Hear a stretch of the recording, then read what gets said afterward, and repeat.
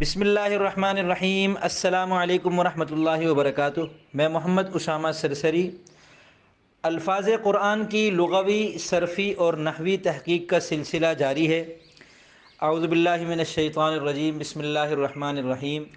ایاک نعبد و ایاک نستعین۔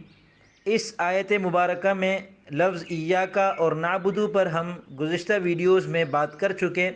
اس ویڈیو میں واو زبر وا پر بات کریں گے کہ اس کا لغوی کیا مطلب ہے اور اس کی صرفی اور نحوی تحقیق کیا ہے۔ ترجمہ اس کا ہوتا ہے اور، یعنی اردو میں ہم اور کہتے ہیں، انگریزی میں اینڈ کہتے ہیں، اسی طرح عربی میں وا کہتے ہیں، واو زبر وا۔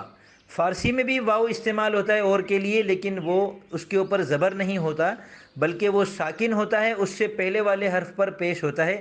جیسے عربی میں ہے الصبر والشکر، اس کو فارسی میں کہتے ہیں صبر و شکر، اور اردو میں کہیں گے صبر اور شکر۔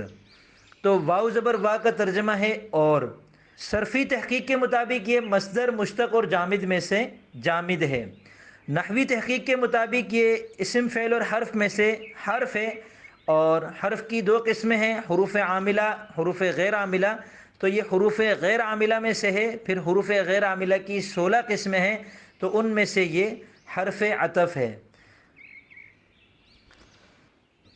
تو یہ تھی اس لفظ کی لغوی، صرفی اور نحوی تحقیق۔ امید کرتا ہوں آپ کو یہ سلسلہ پسند آ رہا ہوگا۔ اس سلسلے کے اعتبار سے اور بھی کوئی مفید تجویز اگر آپ کے ذہن میں ہو تو وہ نیچے تبصرہ خانے میں دے سکتے ہیں۔